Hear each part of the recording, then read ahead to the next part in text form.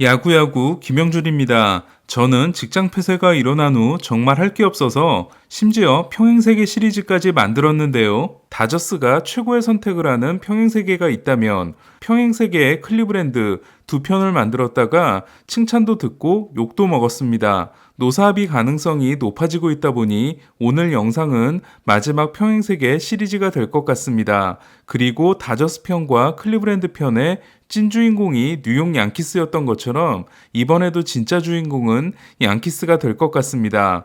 여러분은 킬러비 하면 어떤 선수들이 떠오르시나요? 피츠버그라고 말씀드리고 싶지만 솔직히 저도 휴스턴입니다. 크랙 비지오와 제프 베겔의 휴스턴에는 1994년 12월 데릭 벨이 합류합니다. 휴스턴과 샌디에고의 5대5 대형 트레이드였는데요. 휴스턴이 받은 주요 선수는 데릭 벨과 덕 브로케일, 샌디에고가 받은 주요 선수는 켄 캐미니티와 스티브 핀니였으니까 샌디에고가 승리를 거둔 트레이드였습니다. 하지만 킬러비라는 소리를 듣게 된 건 그로부터 3년이 지난 1998년이었는데요. 최고의 시즌을 보낸 데릭 벨이 2번에 들어가면서 1번 비지오, 2번 벨, 3번 베겔이 차례대로 나오게 된 거였습니다. 1999년을 마지막으로 데릭 벨이 떠난 휴스턴은 비지오가 1번, 로저 시데뉴가 2번, 베겔이 3번, 캐미니티가 4번을 맡아 BC가 됐다가 2001년 다시 킬러비로 돌아옵니다. 랜스 버크먼이 등장했기 때문이었습니다. 당시 제가 좋아했던 휴스턴 타선은 1번 타자 훌리오 루고에 이어 비지오, 베겔, 버크먼이 차례대로 등장하고 모이세스 알루가 5번, 리카르도 이달고가 6번을 맡았습니다. 그리고 2004년 잠깐이나마 킬러비가 4명으로 불어납니다. 카를로스 벨트란이 합류한 덕분이었는데요. 비지오, 벨트란, 베겔, 버크먼에 이어 제프 켄트가 5번을 맡은 휴스턴은 그러나 NLCS에서 세인트루이스에게 패해 월드시리즈 진출에 실패합니다. 너무 반갑다 보니 휴스턴 이야기가 길어졌는데 잘 아시는 것처럼 원조 킬러비는 제이벨, 베리 본즈, 바비 보니아의 피츠버그 파이러츠였는데요. 특히 본즈와 보니아는 이니셜이 BB였고 본즈는 원래 별명이 BB였습니다. 또한 피츠버그의 상징색이 골드 앤 블랙, 보기에는 옐로우 앤 블랙이었기 때문에 살인벌을 뜻하는 킬러비가 딱 어울렸습니다. 하지만 피츠버그는 앤디 반슬라이크가 3번이었기 때문에 킬러비가 연달아 등장하는 경우는 별로 없었습니다. 본즈가 피츠버그에 입단한 과정에 대해서는 전에 자세하게 소개해드린 적이 있는데요. 간략하게 복습을 해보면 샌프란시스코는 고등학교를 졸업하는 본즈를 1982년 드래프트에서 2라운드로 지명합니다. 본즈는 보너스로 7만 5천 달러를 요구하는데요. 샌프란시스코가 7만 달러를 주겠다고 하자 몹시 기분 나빠하며 대학에 진학합니다.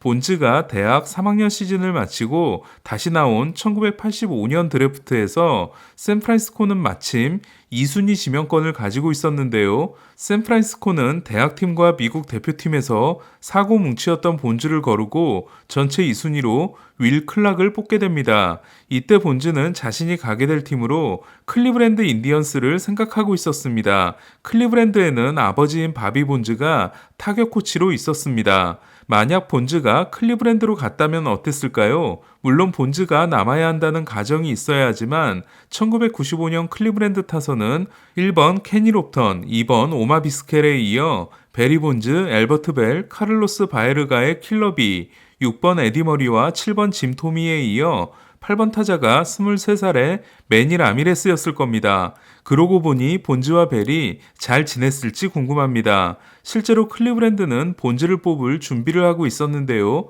그러나 6순위 피츠버그가 먼저 부름으로써 클리브랜드는 마이크 폴이라는 투수를 뽑았다가 폴이 데뷔도 못하는 대실패를 맛봅니다.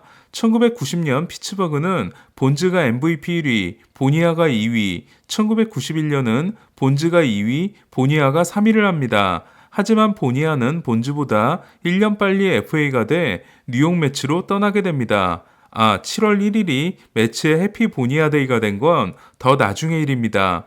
본즈도 잡을 수 없다고 판단한 피츠버그 테드 시몬스 단장은 FA까지 1년 남은 본즈를 트레이드하기로 합니다. 그리고 서부지구에 있는 팀인 애틀란타 브레이브스와 합의합니다. 당시 애틀란타가 내주기로 한 유망주 3명은 모두 메이저리그에서 실패하게 되는 선수들로 이 트레이드가 성사됐다면 애틀란타 존 슈월츠 단장의 최대 역작이 될 수 있었습니다. 하지만 피츠버그는 막판에 입장을 바꾸는데요. 피츠버그 짐 릴랜드 감독이 죽어도 못 보내, 정말로 못 보내, 내가 널 어떻게 보내를 시전한 겁니다. 마트 장난감 코너에서 때를 쓰는 아이처럼 본즈를 보내면 사표를 내겠다는 협박이 통하면서 피츠버그가 트레이드를 철회한 거였습니다. 중견수 오티스 닉슨이 번개발을 자랑하고 3루수 테리 펜들턴, 우익수 데이빗 저스티스, 좌익수 론 겐트가 중심 타선이고 디온 샌더스가 애틀란타 팔콘스의 코너백이자 브레이브스의 중견수로서 97경기에서 3루타 14개를 기록하고 내셔널리그 1위에 올랐던 그해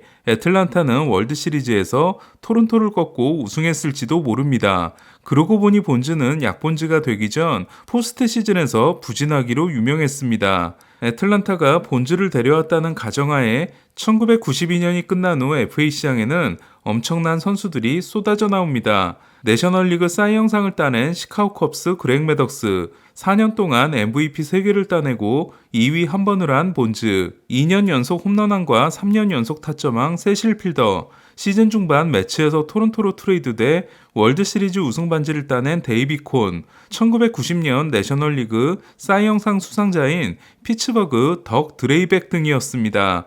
원래 역사에서 이들은 본즈가 6년 4,375만 달러 계약으로 샌프란시스코, 매덕스가 5년 2,800만 달러 계약으로 애틀란타, 콘이 3년 1,800만 달러 계약으로 캔자시티, 드레이백이 4년 1,800만 달러 계약으로 휴스턴에 입단하고 세실 필더는 5년 3,600만 달러 계약으로 디트로이트에 남게 됩니다.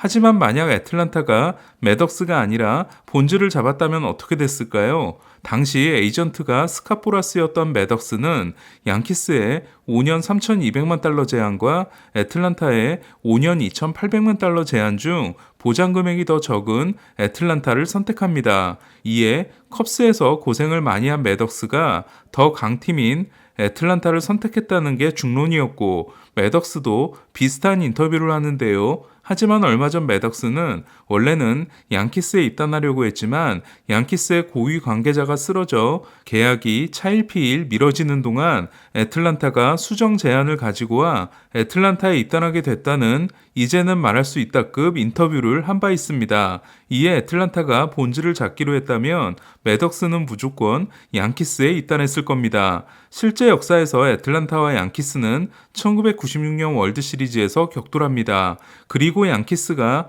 2연패 후 4연승을 통해 6차전에서 승리합니다. 당시 양키스는 월드시리즈 1선발이 앤디 패티트, 2선발이 지미키, 3선발이 데이비 콘, 4선발이 케니 로저스였습니다. 반면 애틀란타는 1선발이 존 스몰츠, 2선발이 매덕스, 3선발이 글래빈, 4선발이 데니 네이글이었습니다. 이에 매덕스가 양키스 소속이었다면 애틀란타는 4선발이 스티브 에이버리였을 것이고 선발진이 크게 약화됐을 겁니다. 하지만 애틀란타는 본즈가 있음으로 인해 1번 마키스 그리썸, 2번 치퍼 존스, 3번 베리 본즈, 4번 프레드 맥그리프, 5번 하비 로페스, 6번 저메인 다이, 7번 앤드류 존스로 이어지는 더 단단한 타선을 가지고 있었을 겁니다. 그렇다면 월드시리즈 우승팀은 어디였을까요? 실제 역사에서 스몰츠와 매덕스에게 1, 2차전을 내주고 3차전에서 콘이 매덕스를 잡는 양키스는 4차전이 시리즈의 분수령이었는데요. 3대 6으로 뒤진 8회 초 1-4-1-3루에서 지라디 대신 들어온 포수 짐 레이리치가 애틀란타 마무리 마크 월러스를 상대로 6대6을 만드는 동점 3런을 날리고 10회 초 보구스가 밀어내기 볼넷으로 결승점을 얻어 2승 2패 동률을 만들게 됩니다. 그리고 월드시리즈 역사상 최고의 투수전 중 하나였던 5차전에서 9회 1사까지 무실점으로 버틴 패티시 8회까지 비자책으로 한 점을 내준 스몰츠를 꺾고 팀에 1대0 승리를 선물하게 되며 6차전에서 매덕스를 놓치고 영입한 지미키가 매덕스와 맞대결을 승리로 이끌게 됩니다. 저는 1996년 애틀란타에 본즈가 있고 양키스에 매덕스가 있었다면 양키스가 더 쉽게 이겼을지도 모른다고 생각합니다. 당시 매덕스는 그야말로 폼이 절정이었고 실제로 월드시리즈에서 잘 던졌으며 본즈는 가을의 쓰레기로 불렸기 때문입니다. 만약 본즈가 있었다면 애틀란타는 터너필드를 투수 친화적으로 만들지 않았을 겁니다. 그리고 터너필드가 아니라 양키 스타디움에서 뛴 매덕스는 그래도 훌륭한 커리어를 만들어냈겠지만 양키 스타디움에서는 좀 더 고전했을지도 모릅니다.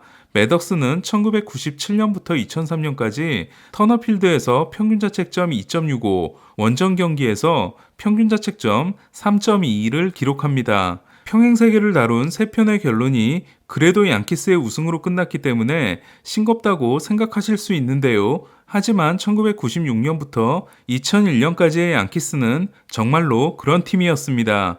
메이저리그는 노사합의가 현지 시간으로 2월 28일까지 타결되면 스프링 캠프를 줄여서 실시하고 그렇게 되면 우리 시간으로 4월 1일 정상 개막이 가능해지는데요. 정말로 이렇게 된다면 승용님이 제기했던 음모론이 매우 유력해집니다. 최근 사무국이 너무 잔머리를 쓰는 것 같긴 하지만 어쨌든 시즌 연기가 일어나지 않고 평행세계 시리즈도 오늘이 마지막이었으면 합니다. 오늘 소식은 여기까지입니다. 야구야구 김영준이었습니다.